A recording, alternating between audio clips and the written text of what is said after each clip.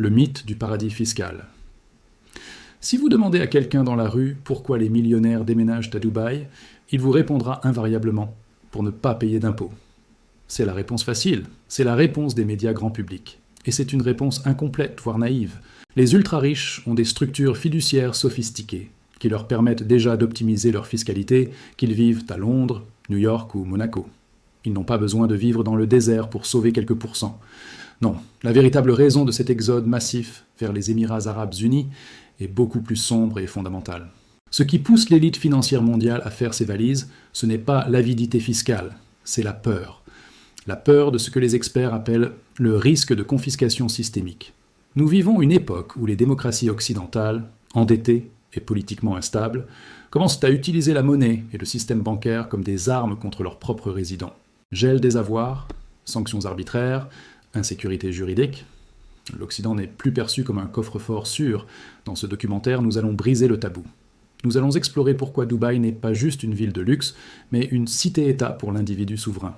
Nous analyserons le rôle crucial du DIFC, cette bulle juridique britannique en terre arabe, et pourquoi le visa doré est devenu l'assurance-vie ultime des capitaux mondiaux.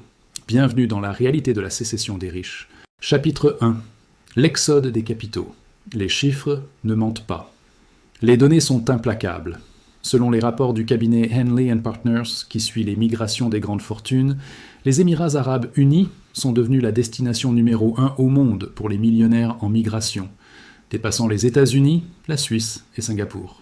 On parle de plus de 4 500 à 6 000 individus à très haute valeur nette, HNWI, qui s'y installent chaque année. Ce flux n'est pas constitué uniquement d'influenceurs Instagram ou de crypto-traders. Nous voyons arriver des gestionnaires de hedge funds de Londres, des industriels allemands, des entrepreneurs de la tech française et des dynasties familiales indiennes. Ce sont des gens qui déplacent non seulement leur résidence physique, mais le siège social de leurs capitaux. Pourquoi maintenant ? Parce que le capital est lâche, il fuit le risque et l'incertitude. L'Europe et l'Amérique du Nord sont perçues comme des zones à risque croissant. Risque de taxation exceptionnelle pour combler les dettes post-Covid, risque de troubles sociaux et risque d'instabilité réglementaire. Dubaï a réussi le tour de force de se positionner comme l'antithèse de ce chaos. Pendant que l'Occident débat de taxer les riches, Dubaï déroule le tapis rouge. Ce n'est pas une fuite vers l'argent facile, c'est une fuite loin d'un environnement perçu comme hostile au capital. Chapitre 2. L'arme du dollar, la peur de la confiscation. Le tournant psychologique majeur a eu lieu en 2 ouverts, lorsque les gouvernements occidentaux ont démontré leur capacité et leur volonté de geler les avoirs financiers, sans procès préalable. Nous avons vu le Canada geler les comptes bancaires des manifestants du convoi de la liberté. Nous avons vu les sanctions contre les oligarques russes, où des actifs privés ont été saisis sur la base de la nationalité et de l'affiliation politique. Pour un milliardaire, peu importe sa nationalité, ce fut un choc électrique. Le message envoyé était clair, votre argent vous appartient, tant que vous êtes d'accord avec la politique du gouvernement. Le droit de propriété est devenu conditionnel. Le système bancaire occidental, SWIFT, a été militarisé, weaponized. Dubaï s'est engouffré dans cette brèche de confiance en proposant une neutralité radicale. Les Émirats refusent de prendre parti dans les conflits géopolitiques des autres. Ils accueillent les capitaux russes, chinois, américains et européens avec la même indifférence pragmatique. C'est la stratégie de la nouvelle Suisse. La Suisse historique ayant perdu son secret bancaire et s'étant alignée sur les sanctions européennes, elle a laissé un vide. Dubaï est devenu le nouveau coffre-fort neutre où l'on peut garer son capital à l'abri des vents géopolitiques changeants. Pour un investisseur international, cette garantie de non-ingérence vaut bien plus que 0% d'impôts. Chapitre 3. La citadelle juridique, le DFC. Comment convaincre un investisseur de Wall Street ou de la City de placer sa fortune dans une monarchie du Moyen-Orient, régie par la loi islamique et sans tradition démocratique? C'était le défi existentiel de Dubaï au début des années 2000 face à la méfiance occidentale. Les élites financières détestent l'incertitude juridique par-dessus tout. Elles ont besoin de la garantie absolue que leurs contrats seront respectés à la lettre, peu importe qui est au pouvoir. Pour contourner cet obstacle culturel et juridique majeur qui bloquait l'arrivée massive des capitaux institutionnels, l'Émirat a dû inventer une solution radicale, une fiction juridique sans précédent dans l'histoire moderne. La réponse a été la création du DIFC, Dubai International Financial Center, qui est bien plus qu'un simple quartier d'affaires rempli de gratte-ciel étincelants et de restaurants étoilés. C'est juridiquement une enclave extraterritoriale, un véritable État dans l'État, disposant de sa propre constitution civile et commerciale, totalement indépendante du reste des Émirats arabes unis. Lorsque vous franchissez les portes du DIFC, vous quittez techniquement la juridiction légale de Dubaï pour entrer dans une bulle de souveraineté autonome, conçue spécifiquement pour rassurer et protéger le capital étranger contre toute ingérence locale ou religieuse. À l'intérieur de cette citadelle financière, la loi qui s'applique n'est pas la charia ni le code civil émirati, mais la common law d'inspiration britannique, importée directement de Londres. Dubaï a littéralement copié-collé le système d'exploitation juridique anglo-saxon pour le faire tourner sur son propre matériel géographique. C'est un coup de génie pragmatique.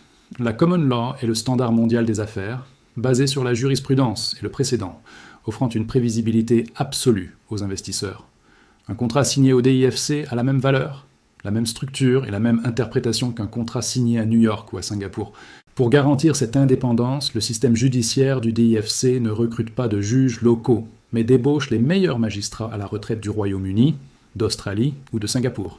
Ce sont des figures respectées du droit international qui siègent à la cour du DIFC, portant souvent la perruque et la robe, rendant la justice au nom de l'émir, mais selon les règles strictes de l'Occident. Cette séparation des pouvoirs garantit à une multinationale qu'en cas de litige avec une entité locale, le jugement sera rendu sur la base du droit commercial pur, sans favoritisme politique ni nationalisme judiciaire. La langue officielle et exclusive de cette juridiction est l'anglais, éliminant tout risque d'erreur de traduction ou d'ambiguïté linguistique inhérente à l'arabe juridique traditionnel. Les procédures sont entièrement numérisées, rapides et impitoyables sur l'exécution des contrats, contrastant violemment avec la lenteur des tribunaux européens souvent encombrés et politisés. Ici, un litige commercial complexe se règle en quelques semaines, pas en 10 ans, ce qui permet à l'argent de continuer à circuler. Cette efficacité procédurale est devenue un avantage compétitif aussi puissant que la fiscalité elle-même pour les entreprises mondiales. Le DIFC permet également la création de structures de protection patrimoniale sophistiquées, comme les trusts et les fondations, qui n'existent pas dans le droit local traditionnel. Cela permet aux familles fortunées de contourner les règles d'héritage forcé de la loi islamique, qui impose des parts fixes aux héritiers, et de planifier leur succession selon leur propre volonté. C'est un argument décisif pour les family offices du monde entier, qui cherchent à préserver l'unité de leur patrimoine sur plusieurs générations, sans risque de fragmentation légale ou de saisie au moment du décès du patriarche. En définitive, le DIFC est l'exemple ultime de l'arbitrage juridictionnel réussi. Il offre la sécurité légale de l'Occident sans la lourdeur fiscale et administrative de l'Occident. C'est une bulle de confiance artificielle qui a permis de transformer une ville du désert en un nœud financier mondial aussi crédible que Zurich ou Hong Kong aux yeux des banquiers. Pour le milliardaire fuyant l'instabilité, c'est l'assurance que, même si le monde brûle autour, ses actifs sont protégés par un bouclier juridique en béton armé, reconnu et respecté par toutes les instances internationales. Chapitre 4.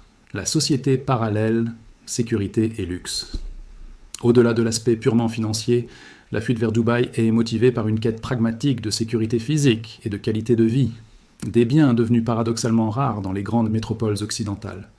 Alors que Paris, Londres, San Francisco ou Los Angeles font face à une montée visible de la criminalité de rue, des cambriolages violents, homejacking, et à une dégradation générale de l'espace public, Dubaï offre une expérience urbaine diamétralement opposée. C'est l'une des rares villes au monde où un milliardaire peut porter une montre à 500 000 € ou laisser sa voiture de sport déverrouillée sans la moindre arrière-pensée, protégé par un système de surveillance omniprésent et une tolérance zéro envers la délinquance. Cette sécurité absolue permet l'émergence d'une véritable société parallèle, une bulle de confort hermétique conçue spécifiquement pour l'élite mondiale. Les infrastructures, des écoles internationales aux hôpitaux, privés en passant par les résidences de luxe, branded residence, sont toutes neuves et fonctionnent avec une efficacité de service que l'Europe vieillissante peine à maintenir. Pour une famille fortunée, le choix devient rationnel. Pourquoi payer des impôts élevés en Occident pour des services publics défaillants et une insécurité croissante, alors qu'ils peuvent acheter leur propre sécurité et leurs propres services à la carte aux Émirats? L'aspect social joue également un rôle crucial dans cette migration. Dubaï est devenu un hub de réseautage sans égal, remplaçant les clubs privés de Londres ou de Manhattan.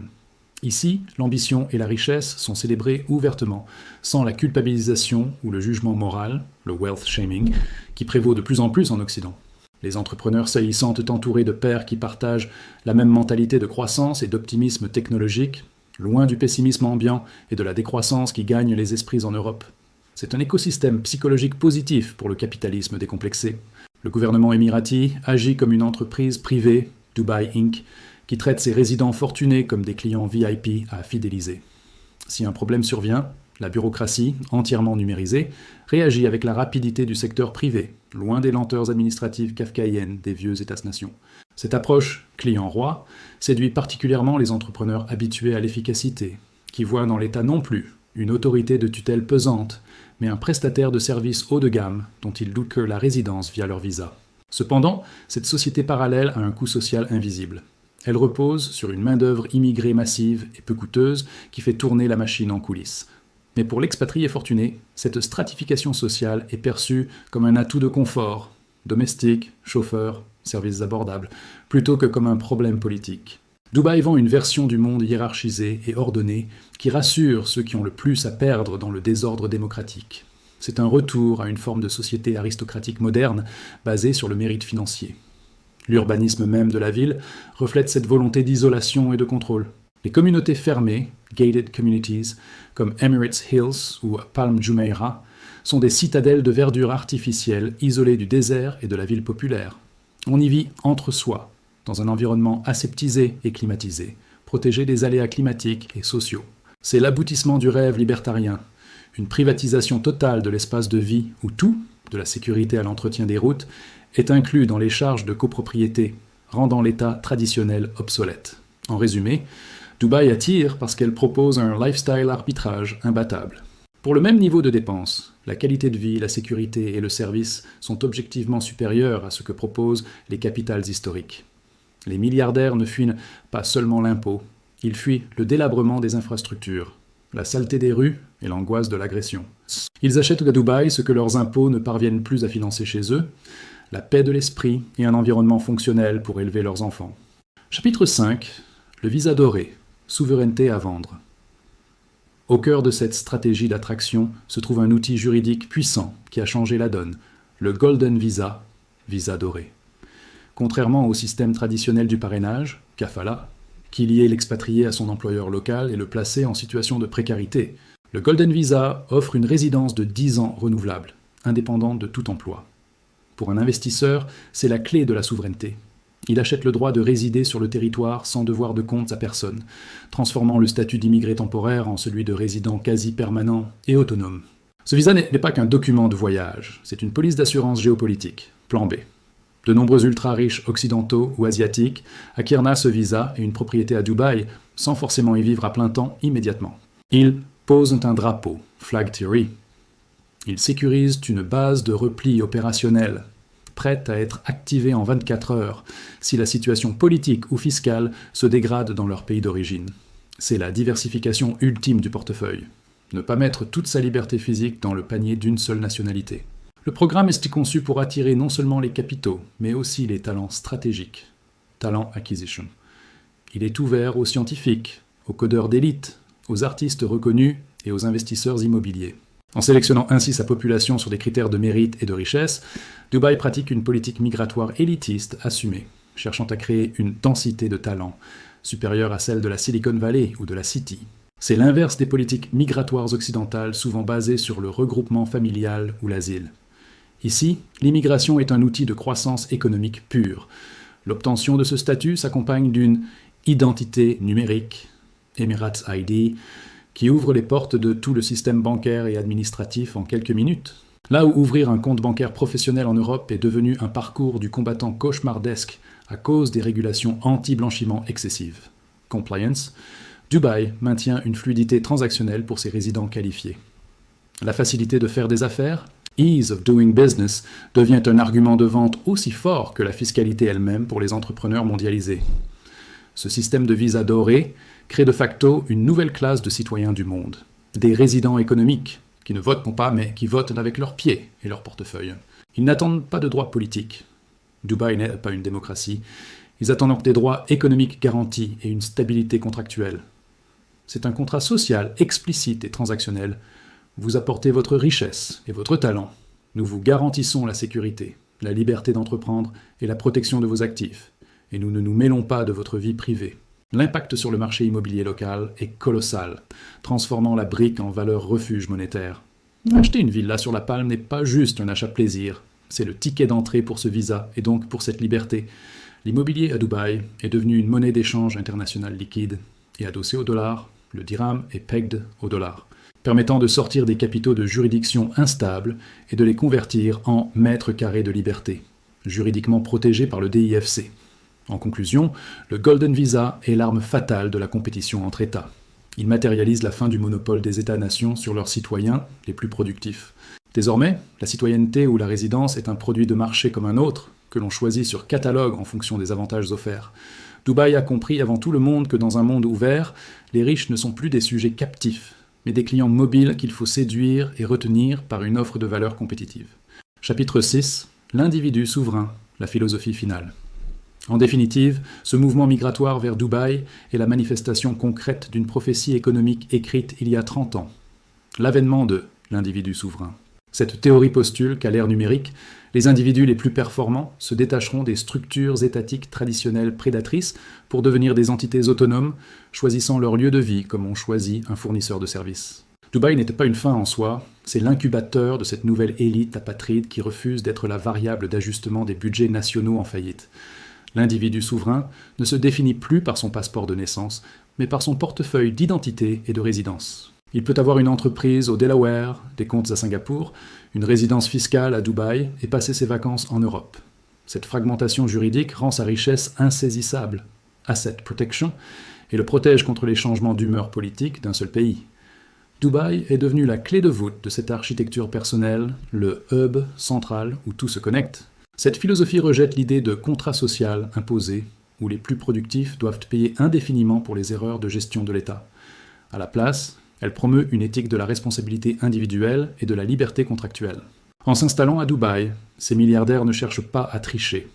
Ils cherchent à sortir d'un jeu dont ils estiment que les règles sont devenues injustes et truquées contre eux en Occident.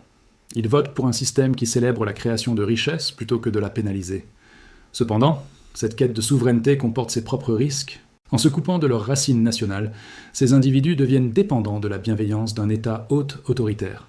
Si Dubaï changeait ses règles demain ou se retrouvait pris dans un conflit régional majeur, leur sécurité pourrait s'effondrer aussi vite qu'elle a été achetée. La souveraineté totale est une illusion. On dépend toujours de la puissance militaire et diplomatique de quelqu'un. Pour l'instant, le parapluie de sécurité américain et la diplomatie agile des EAE suffisent à rassurer. Ce phénomène creuse inévitablement le fossé entre l'élite mobile, anywheres, et la population sédentaire, somewheres. Pendant que les capitaux et les talents s'envolent vers ces cités-États neutres, les pays d'origine se retrouvent avec une base fiscale qui s'érode et des cerveaux qui fuient, accélérant leur propre déclin. C'est un cercle vicieux pour l'Occident. Plus il serre la vis pour retenir la richesse, plus la richesse s'échappe, validant la pertinence du modèle de Dubaï. Nous assistons peut-être à la naissance d'un nouvel ordre mondial, non plus basé sur des blocs géopolitiques, Est versus Ouest, mais sur une fracture verticale entre les territoires connectés à la mondialisation heureuse, Dubaï, Singapour, Miami, et les territoires enlisés dans la stagnation. L'individu souverain a choisi son camp, celui de la fluidité et de l'optimisme. Dubaï est le laboratoire grandeur nature de ce futur post-étatique. Pour conclure, comprendre pourquoi les milliardaires vont à Dubaï, c'est comprendre que le monde a changé de logiciel. L'impôt n'est qu'un détail. Ce qui se joue, c'est la redéfinition de la liberté à l'ère du capital numérique. Ces exilés de luxe ne sont pas des marginaux, ils sont les éclaireurs d'une tendance lourde, la privatisation de la citoyenneté. Et dans ce marché mondial des lieux de vie, l'Occident est tout simplement en train de perdre ses meilleurs clients face à un concurrent plus agile, plus sûr et plus ambitieux. Si vous pensez encore que Dubaï n'est qu'une histoire d'influenceurs et de zéro impôt, vous passez à côté de la plus grande réorganisation de la richesse mondiale de ce siècle. Les milliardaires ne fuient pas la fiscalité, ils fuient la confiscation et le déclin. Ils construisent des arches de Noé pour leur capital. Si cette analyse géopolitique vous a ouvert les yeux sur la réalité de la souveraineté individuelle, laissez un like. Abonnez-vous, car dans la prochaine vidéo, nous analyserons l'autre face de la médaille. Que se passe-t-il pour les pays occidentaux quand tous les riches m'en laissent partis ? L'information est à votre seule protection. Ne restez pas aveugles au mouvement de l'argent intelligent. À très vite.